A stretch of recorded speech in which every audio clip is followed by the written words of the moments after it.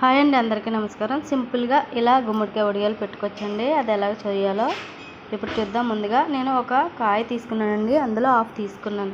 ఇలా హాఫ్ తీసుకుని ఒక కప్పు వరకు మినపప్పు నానబెట్టుకోవాలి ఫస్ట్ 2 గంటల ముందు.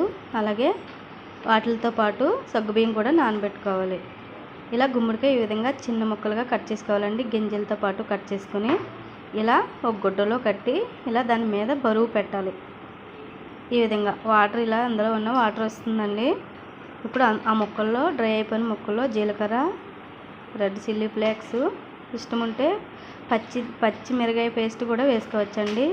అలాగే పసుపు, నానబెట్టుకున్న సగ్గుబియ్యం కూడా వేసుకుని, అలాగే మినపప్పు రుబ్బుకొని సరిపడా ఉప్పు వేసుకుని మొత్తం కలిపి ఇలా ఈ కవరు బియ్యం తీసుకుంటాం కదండి, ఆ కవర్లో వెడల్పుగా కట్ చేసుకుని ఈ విధంగా వడియాలు పెట్టుకుంటే ఈజీగా ఎండిపోతాయండి, అంటుకోకుండా వస్తాయి.